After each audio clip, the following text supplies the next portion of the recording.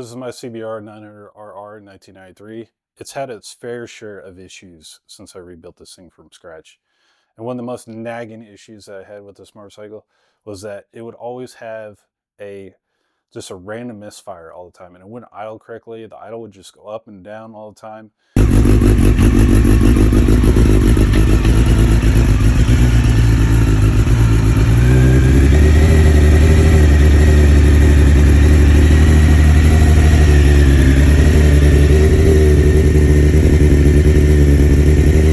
And I couldn't figure it out. And because this is a carbureted bike, I'm not too familiar with the spark plug caps. And so when I went into the service manual to try to find a service interval for them, there was nothing as far as the interval. And when you go to test them, they're tested with the actual ignition coils. And so they don't actually show you how to test them individually by themselves. And what I found out was this coils, the spark plug caps, the resistance is going to be generally no more than 5 kiloohms. And I found two that was one almost 9 kiloohms and one that was almost 20 mega ohms. And so that caused the idle just to go crazy. And it really mimicked a fuel issue and like a valve issue. You know, it was really like, and I don't know the history of this bike. After I did everything, you know, it's like maybe I made a mistake somewhere, but luckily all my work was good. And it just ended up being these two spark plug caps that was causing just a myriad of problems for me. Okay, I'm gonna go over two different voltage meters. I have Unity. This is a UT61 Echo. It's actually really accurate. It's a true RMS, even though it's made overseas. And I have it set on the ohms. I have this other one. This is a Performance Tool. You can buy it at O'Reilly's. It's actually not a bad voltage meter. I think I paid $40 for it. And then this one is over 100. But let's see what we got here. Just to let you know that leads do carry resistance. So I know for this one, if you actually look in the service manual, it'll say that they can carry anywhere from 0.2 to 0.5 ohms of resistance.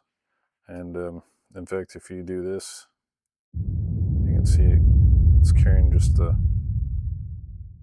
little bit of resistance. Okay, so there is, we're gonna hit that brass bottom down there at the bottom. And then there's a little screw tip down in here. You might have to fiddle around for it. You can see, I'm gonna have to move this thing around to catch it right.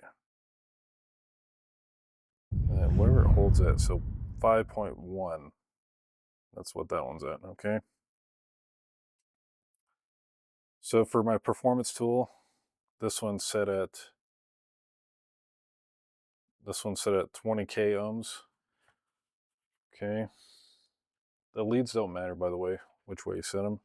And you can see when I cross the tips on this, it kind of flashes a little bit and goes away on this one because now it's accurate. Okay, so we're gonna do the same thing.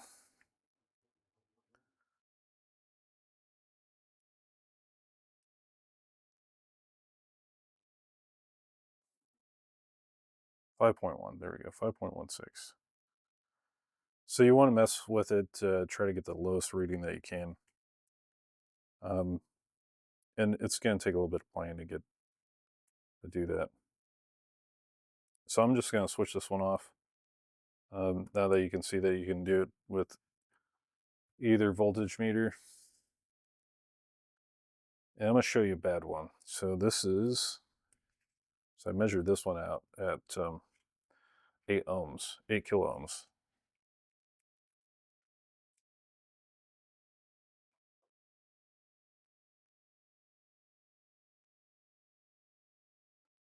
So you can read it, it's at 8.4. 8.4. Let's see if I can get a 8.4 kiloohms. That one's definitely out of spec. Okay, here is a bad one.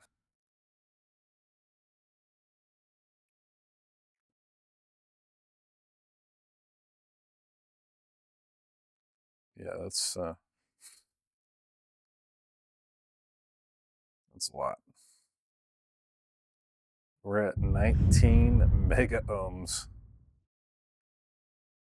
There.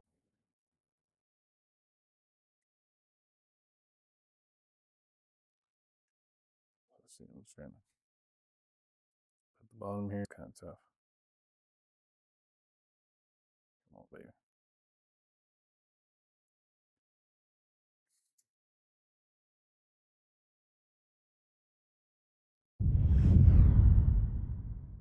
.5 kiloohms. Okay.